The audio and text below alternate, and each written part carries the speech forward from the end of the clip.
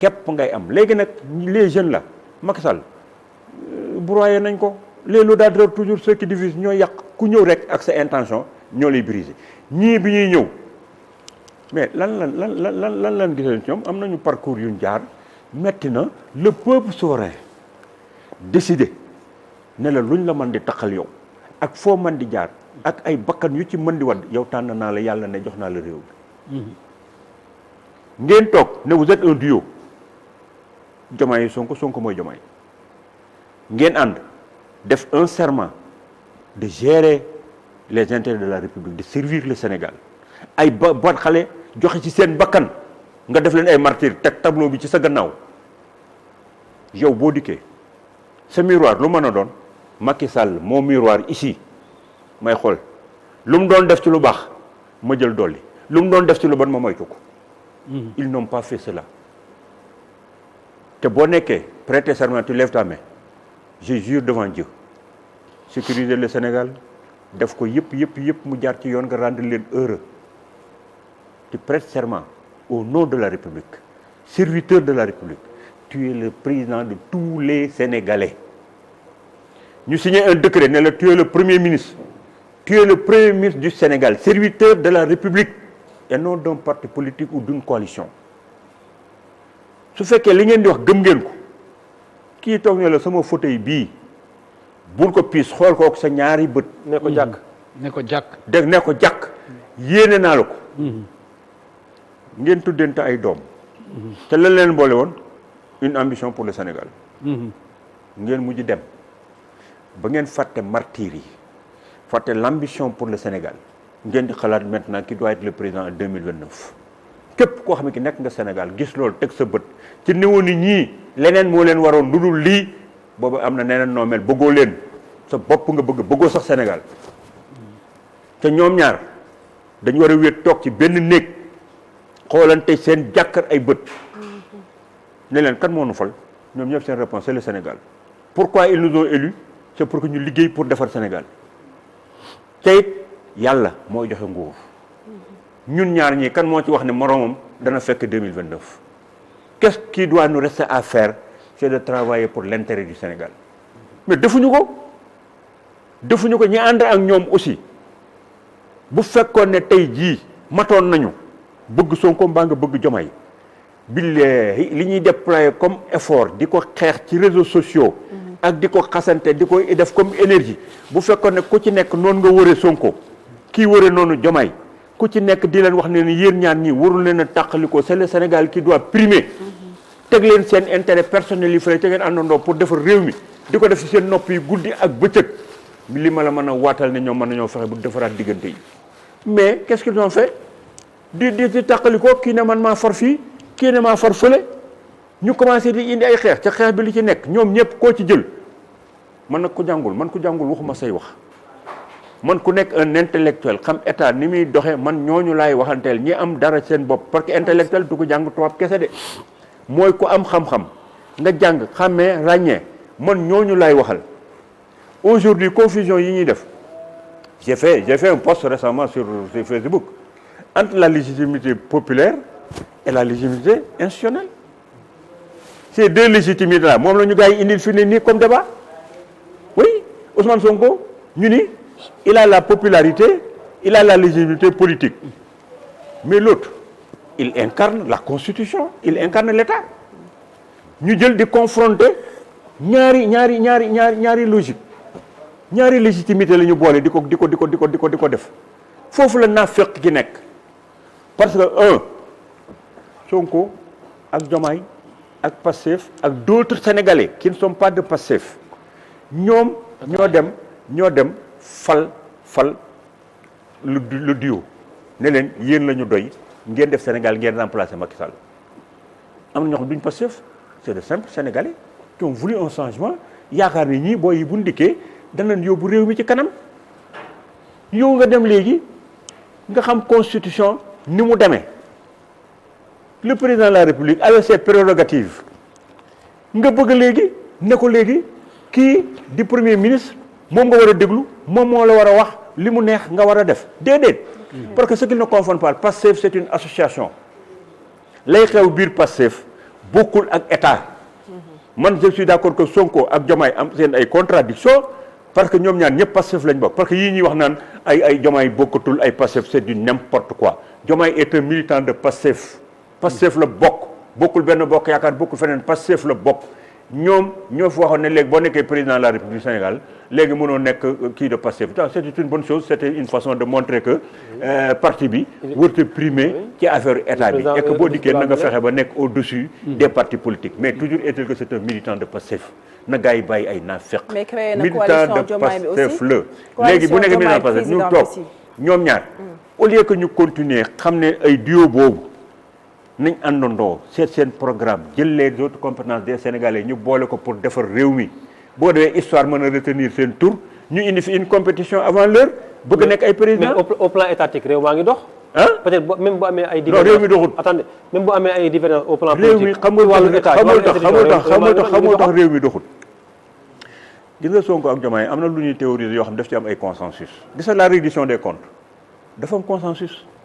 yéen a gisagul Sénégal kenn ko toog fii di wax ne je suis contre la reddition des comptes kenn ñi mu ko d'abord te kenn waru ko wax man maa la gën a bëgg reddition des comptes parce que man je ne suis pas enrichi les gars se sont enrichis xam naa ni dañoo enrichir parce que man xam naa leen léegi képp koo xam ne ki lekk nga loo war a lekk dañ laa war a juger ne la dabaj ci kaso bu fekkee yaa tooñ mais dafa am nu mu war a demee présomption d'innocence dafa am justice moo waree tëj ku justice jàppagul un rapport yow bu la rapport bu tuddoon Pa Moussa mii rapport tudd ko taxul mu nekk sàcc rapport dañ koy def ne yaakaar nañ ne yaa def li moo am ay kii administrative am ay trucs yoo xam ne pénal la ak ay affaires yooyu yëpp ba pare nag léegi day dem ci juge bi bu demee ci juge bi rek mooy tëj nit léegi demagul ci juge yow nga bëgg ne léegi da ngay jàpp di tëj ay nit te juge bi joxegul ay verdict c'est ça le problème du Sénégal on juge des gens à la place du juge danoo bëgg a dugal nit kaso te juge bi condamné bu ko. ku ñu tëj kay magistrat moo la def mandat de dépôt. nga ni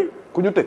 déedéet dama ne gars yi dañoo ndax xam ne gars yi li ñuy wax fi nii gars yi li ñuy wax. yow réseaux sociaux yi ngay wax. non ils disent que ne. on vient de prendre le pouvoir les gars de Macky Sall c'est des voleurs il faut les mettre en prison d'accord nga ni loolu mooy discours.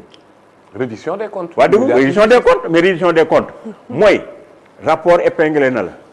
nan ko jox juge bi. loolu rek la ñu fi defagum. déet juge bi léegi mooy tëj. mais juge baa ngi réseau social tëj wala. mais juge baa ngi wax d'accord woon ci juge ba juge baa ngi libéré. oui ku nekk mën nga apprécier. waaw defal naa rek dégg leen gars yi nañ leen d'accord ci benn ça fait des affaire commentaires. juge bi day tëj mu neex ma ne d'accord naa juge bi libéré neexuma ma ne juge bi jaarul yoon. loolu du réew. commentaire la rek loolu. commentaire. loolu fi ma sama. monsieur le ministre yaa wax léegi ci say wax nga ni ñii mag ñoom ñoo nekkoon xam naa leen jël nañ alalu réew mi. déet tey ñenn jii ñi laa xam ne man xam waaw gis naa am ñoo yaa xam ko ne wax daal d'ailleurs sax leen d'ailleurs en octobre je pense 2025 amoon nga fi coow yu mel noonu ak ki ñuy wax Mountaga Sy ba mu defaraat la servir woon citation directe bi nga waxee ni dafa daw génn réew mi parce que na mu yore woon fii di ci conseil d'administration SENTER bi am na ay luubal yu mu fa def moo tax mu génn réew mi. waaw donc tey jii munoo est-ce que jàpp woon tamit yenu na maanaa ci réew moo xamante ne yow mi ci sa bopp yow mi nekkoon seen biir xam nga ne ñoom jël nañ alalu réew mi tey jii bu mu amee nguur gu bees régime bu bees ñëw ñu war def ay pexe yu ñu mën pour ñu delloo alalu réew mi fu mu nekkoon. déggu leen ma wax leen ni reddition des comptes consensus la ñëpp ci d'accord man mii di waxante yow man dama bind ci reddition des comptes ba sama gars yee dañ maa mere. man dañ maa mere parce que reddition des comptes dama ne man je ne suis pas solidaire de la malgouvernance man reddition des comptes dama ko d'accord mais reddition des comptes bi nañu jël rapport yi jox ko juge yi ku juge yi ne def nga ñu tëj la ku juge bi ne defoo waruñu laa tëj te waruñoo taxal nit te juge wuñ ko waaw te fii dañuy taxal ay nit te juge guñ leen man loolu laa la ne moom laa nanguwul benn bis dollee ko xam nga man le nouveau gouvernement la wax naa leen ko sax ci affaire dette bi xam nga dañu juum et puis je me pose la question parce que y a des gens qui sont très bien formés qui sont avec eux comment est-ce qu'ils peuvent commettre une erreur telle que bii ñu def te moo tax le peuple de Pastef di désespéré di wax naan y a pas encore de justice rendue mais je vais vous dire pourquoi parce que xam nga benn affaire dafa am Macky Sall bi ñu commencé di wax dette bi laa jëkk def benn contribution ne leen Macky Sall va vous répondre il va vous dire là où il a mis la dette il va vous dire que dette bi dama ko def ci infrastructure yi parce que infrastructure képp ko xam ne kii ku gumba woo ou bien naa feqoo xam nga bu baax a baax que ni Macky Sall le bilan bi mu def sur le plan des infrastructures amul kenn ku ko fi def ca amul kenn ku koy defaat ci 2 mandats yii di ñëw mais xam nga fan la liggéey bi waroon a nekk et puis wax naa leen ko naa leen Macky Sall va vous répondre il va dire qu'il a mis l'argent dans les infrastructures c'est bien mais si vous étiez des experts mais li ngeen waroon a def vous dites le TER quitte Diamniadio pour aller à AIBD je fais l'expertise, l'évaluation. Combien ça me coûte? L'autoroute, il a Touba. Il y a des experts, des cabinets. Combien ça doit coûter? Un hôpital, combien coûte? Ablaye Wade, combien ça doit coûter? Foofu rek nga mën a amee looy wax. Quand tu fais l'évaluation pour xool que ni foofu ngay gisee yow li ngay wax surfacturation yooyu foofu nga ko mën a gisee te surfacturation il faut être un technicien. bu nekk ci ñaari affaire pour xool où se trouve la surfacturation c'est pas surfacturation du ko nekk ko mën a génne de nit ñi dañuy wax fii Sénégal di mbëlale li mais am na loo xam ne lii da nga ci dugal nit sax mu dikk du gis dara il faut que tu sois des experts des hommes de terrain ñun ñi nga xam ne dañ doon nekk di xam nga mën a ñëw fii lii naka lañ ko surfacturé lii techniquement naka la war a mën a demee couche bi nii la war a demee tram bi nii la war a dem léegi nga xam ko techniquement pour mën a xam le coût am ko ca y a des experts qui sont ici qui peuvent le faire lu ñu réaliser nga war a nag évaluer ko xool ba xam jaarul yoon nga gis fa surfacturation man cee jàpp nit mais munoo jàpp nit ci det bi mi ngi nii defal na la ko lim lay limal yëpp Macky Sall bi mu defee sortie boobu mu jëkk def naan lui-même il est étonné lu ngeen ko dégg muy wax j'ai mis l'argent au niveau des infrastructures yi day ànd ak yéen di leen limal hôpitaux li mu def ci hôpitaux def ko ci ay lycée def ko ci lu nekk mais combien ça nous a coûté quel devait être le prix foofu la débat bi am ak it les questions des priorités. mais le débat. on a laissé justement débat bi foofu la. dette bi dañ ni nangam la. waay ñoom ñu ñëw ni dette bii ñu déclaré ak dette bi ñu am bokkul. non xoolal. des cabinets certifiés. daal di koy confirmer. FMI ñëw confirmer ni effectivement il y a 7 milliards de dollars dette yoo xamante ni kenn déclaré. donc là c'est le débat. on parle pas de la réelle. vous êtes passé complètement à côté il y a pas de dette cachée. c'est des problèmes gis nga bi ñu tàmbalee lan laa jëkk a def comme sortie dama ne arrêtez votre discours peut-être que vous ne comprenez rien du tout parce que lii du jëkk Sénégal Mamadou Touré quand il était au FMI quand les gars venaient ici en contrôle sa fameuse phrase faites attention quand vous allez les voir ils ont une technicité de masquer les chiffres et de vous présenter une situation qui n'est pas la réalité du Sénégal nos fonctionnaires sont très doués c'est des jeux d'écriture la ñu def des affectations xaalis moom lañ def au départ bi affaire bi soog a jóg da ngeen a jëloon la dette bi ñu def ci société parapublique yi moom ngeen jëloon comprendre leen woon ne yooyu yëpp dañ ko jëloon moom la ñu jël dugal ko ci biir affaire beeg yooyu yëpp moom la ñu écriture yooyu dong la ñu def c'est des jeux d'écriture c'est pas des détournements de fonds. mais ça a été caché au Sénégal jaarul ci circuit yi loolu mooy nëbb ko Sénégal yi xam nga loolu bu yóbboon IGE gis nga yow bu ngeen dalee tuuti rek gis nga bu yóbboon IGE tey ji mu defoon auditu ministère des finances xam nga loolu bu ñu paree lu ñu koy tuddee ay fautes administratives c'est pas des détournements de deniers publics faute administrative la faute administrative yooyu mooy indi leen di nga ci gis benn fonctionnaire bu ñu sanctionné nga xam ne dootu occuper ay poste ci administration di nga jël ay sanctions yoo xam ne dafa am sanction pénale yi mooy détournement de deniers yi dañ ay faute administrative la ba nga xam ne dootu occuper yenn fonctions yi te da mën na laa dégrader sax ci yu bëree parce que les fonctionnaires qui ont fait ces affectations de fonds ñoom xamoon nañ bu baax xaalis bi fi mu nekk mais le droit administratif moo ko permettrul c'est pas des détournements da ngeen di ko nag au départ ñu def wax ko d'une façon boo xam ne dañu yaakaar ne Macky Sall ak ñi mu àndal dañoo ñëw sàcc milliards yi Sénégal yi dem lekk ko c'est faux. eh bien dañoo leb ci turu Sénégal. Sénégalais yi xamuñu naka la xaalis boobu ñu. waaye Sénégalais yi ba léegi yow da ngaa xam fi ne nii xaalis bi ñoom Diomaye lépp fi ñëw da ngaa xam lu ñu ci def yow. ah si. wax ma lu ñu ci def. ah c'est yoo xam nga. récemment ils ont levé 510 milliards sur le marché régional pour refinancer la dette justement benn eurobond bu ñu amoon 2018. déjà pour refinancer la dette. voilà xamoo non dañuy wax da nga ne xamoo xaalis bi ñuy def de toute façon ñoom bi ñu commencé. à chaque fois bu ñu lever ay fonds. non rachat bi muy ñëw en mars lay wax ci eurobond bi. non à chaque fois bu ñu lever ay fonds dinañ wax ne lii moo tax ñu lever fonds yi lii moo tax ñu def gis naa bàyyi ko monsieur le ministre mu daaneel. bàyyi ko mu daaneel da nga ma wax lu garaaw da nga ma ne yow xaalis bi ñii di leb xamoo fi ñu koy def. Alors que tout est transparent depuis le début. Je parcours les rapports trimestriels d'exécution budgétaire. Gis naa xaalis bi nga xamante ni bu ñu koy exécuter chaque trimestre ñaata la ñuy fay ci dette bi ñaata la ñuy fay ci salaire donc lépp loo xamante ni ñu ngi koy lever ci marché régional bi ñu ngi wax fii lañ koy dugal ak fii lañ koy dugal fii lañ koy dugal c'était pas le cas avec Macky Sall. xam nga li may koy wax li tax ma koy arrêté. il n'a vu que des jeux d'écriture. Macky Sall li mu bind. ministère des finances doon ko bind ak yëpp soo ko xoolee nii ci écriture yi amul dara loo ci mën a wax écriture bokkul ak réalisation yow tu n'as vu que des jeux d'écriture. ah mais li ñu gis defal nànk rek. li ñu gis ñoom ñu bind ko loolu lañ mën a yow doo expert. yow doo expert tu n'es pas encore de contrôle am nga droit di dem di lire un budget dañ koy def nga lire ko ñu rubriquer la ko defal la ko ay rubrique. ça n'a rien de sorcier mais après. ça n'a rien de sorcier bu ngeen jëlee débat bi tap ko ci ay experts ñoo war a wax ci budget bi. non déedéet après vous expliquer une bonne partie de la population alors que c'est pas sorcier du tout. da nga koy lire xam ni fii ay ligne la budget bi fii lay dugg fii lañ koy def fii lañ koy def. waaye c'est pas sorcier du tout. mënoo gis benn inscription ba pare exécution defuñu ko loolu amul. ah là c'est la ay détournement de destination aussi day am. waaw loolu mën naa nekk. alors yow léegi ta bonne foi mën naa ko nangu yow da ngaa lire xam nga lire luñ bind ak la nga lañ exécuté bokkut. ba et puis encore la prouesse là yi ngeen di def nii da ngeen ko war a bàyyi di wax naan oui j'ai vu certains dire que ni oui ça c'est des prouesses mosu fee am on va payer tant de eurobond ci affaire yooyu mais écoutez s'endetter pour payer une dette vous croyez que c'est ça l'avenir du Sénégal. mais c'est ce que tout le monde fait. la dette elle est intergénérationnelle. c'est gis nga lii ñoom Sonko di lem fii nii. c'est des générations ñoo koy fay demee 2029 à supposer que ñoom ñu perdoon pouvoir bi ku fi ñëw lii ñu leboon lépp avec le taux d'intérêt sur le marché parallèle yow yaa koy fay. et puis c'est comme ça xoolal c'est comme ça que ça doit se passer. man du ma leen defal ay critiques den wax lu tax ngeen leb du ma leen ko wax te dañoo war a leb. nañu lebal ba doyal. pour def ko ci Sénégal. comme tous les États du monde. tous les États s'endettent. Le problème c'est pas la dette il faut savoir où est-ce qu'on met la dette est-ce qu'on fait des investissements productifs. loolu mooy wax bi. justement c'est le problème de l'ancien régime. c'était le problème de l'ancien régime ñoom régime yëpp ñoo bokk lu ñuy def. ay lépp def indi wuñu leen. on a emprunté des milliers de milliards pour construire un TER. dama la ne. BRT.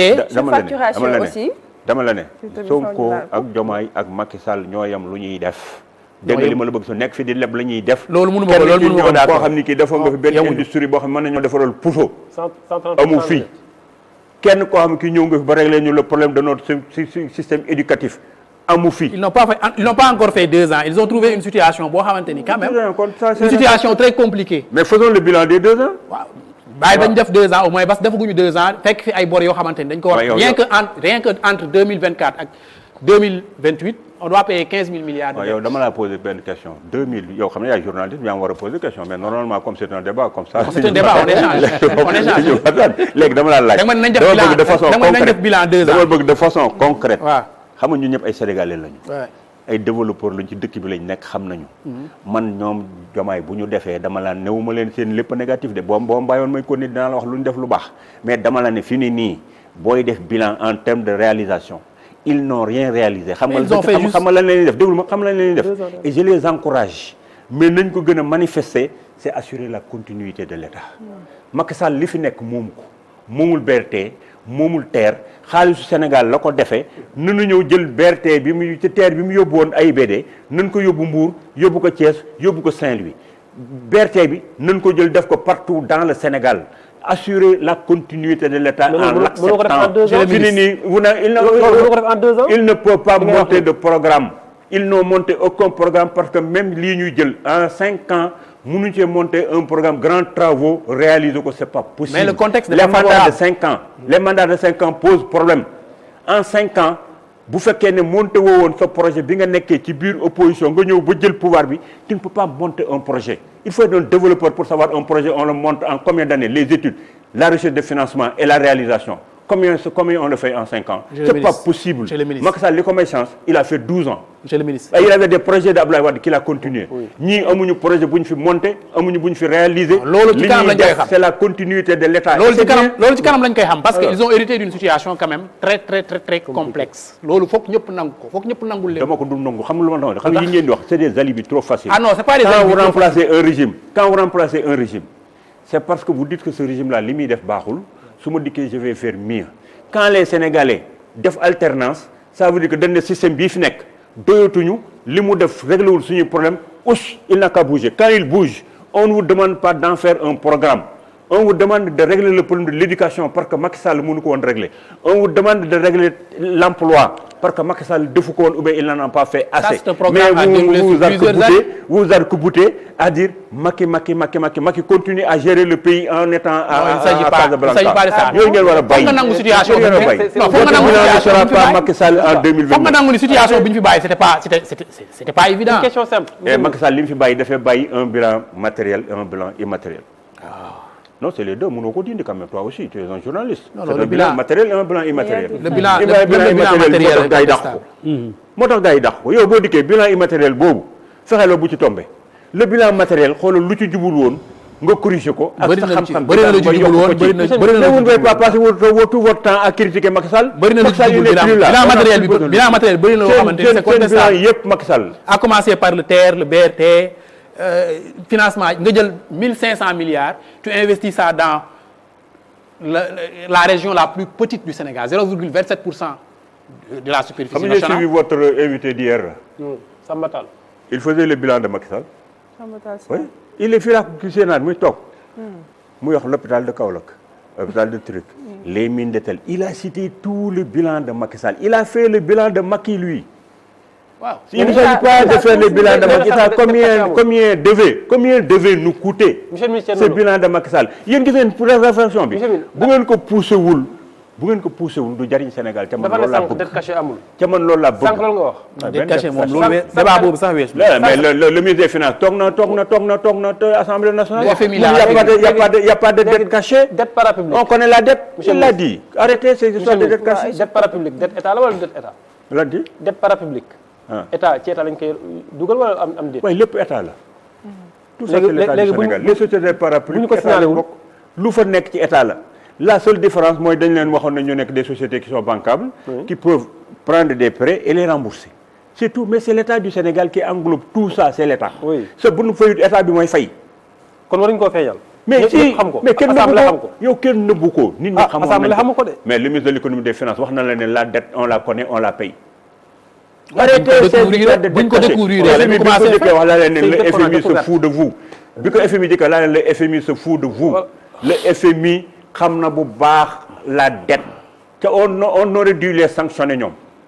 les FMI xam nañ bu baax la dette n'était pas cachée au départ ñoom gis na ñoom Sonko ak Diomaye ñoom dañ tombé ci benn piège sax lañ tombé parce que man su ma ñëwee ma jël réew yéen fonctionnaires yi nekk fii nga xam ne yéen a ma encadré au niveau du ministère de l'économie des finances yéen a encadré woon Macky Sall yéen a fa nekkoon yéen a doon monter di def lépp Macky Sall n'est pas un financier li ñu doon def yëpp les gars du ministère les hauts fonctionnaires du ministère de l'économie des finances ils sont très doués ñoo def montage financier yi ñoo def les écritures ñoo def lépp ñoo doon def au club de Paris ñooy rencontrer les commissions du FMI et de la Banque mondiale. sous la direction de Macky Sall rek sous la direction de Macky Sall. déglu ma yow tam déglu yow xaw nga ne ci espèce su kii polémique la man damay waxtaan dama lay expliquer dama la ne le président de la République il est le responsable de tout ce qui se passe dans le pays.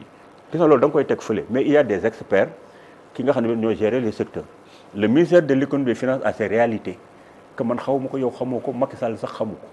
am na ay écritures qui se font à l'interne yoo xam ne président de la République du ko xam nga on leur cachait des choses parce que le président de la République day génn dem Darou Moussi ak si sëñ bi ne ko defal ma benn forage c'est pas inscrit dans le budget te le magal de Darou Moussi mi ngi ñëw mun ko je vais le faire gis nga bu dikkee day wax ministre bi def ko ministre bi xam nga ko may def c'est les fonds qu'on a cachés au président de la République qui sont des fonds de sécurité que le président ne connaît même pas fa la ñuy puiser pour satisfaire la demande du président de la République ces écritures Macky Sall xamu ko mais lu mun di xew ministère de l'économie des finances ki ñu jël suñu kàddu fal ko mooy responsable ba dama la bëgg expliquer ñoom Sonko bi ñu dikkee dañoo jël ñi nga xam ne bi ñoo doon liggéeyal ak Macky Sall dikk teg leen ci seen gannaaw ñooñu toog di wax ay dette cachée man bala maa wax dette cachée dama la ne yow mii yaa ko doon bind kon yow waxal ma fu mu nekk yaa ko caché yow d'accord naa Sonko bu di ko yow jël le ministre jël Pape jël ngeen nekk ay éléments yu bees yéen su ngeen dikkee lu ngeen wax ci réew mi ñu mën ko comprendre mais man mi nga xam ne mais maa daan conduire les opérations di def budget bi di bind di wax waa FMI ay affaires yooyu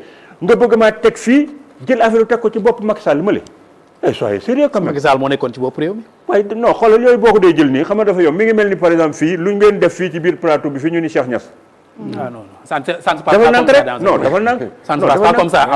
La comparaison n'est pas soyons sérieux soyons sérieux li ngay wax nii xam nga ni tegoo ko fenn. ah déedéet xam nga ni les fonctionnaires du ministère de l'économie noo nekk président de la république ay leen di xew ci réew mi nga ne ñu dédouané la tout simplement parce que yow nekkoo ingénierie en finance waa ministère de finance ñoo doon def ñu doon yow def. yaay responsable. mais non qui est le premier responsable c'est le président de la république. Ah oui. yow xoolal day répété ci ndigalam lañ ko doon defee ci ndigalam lañ ko doon defee loolu mooy wax ci ndigalam lañ ko doon def ay affaire du yow day répété nit ki li mu wax man j'ai commencé par te dire quand tu es président de la république du Sénégal bakkan sax boo dee yow yaay responsable.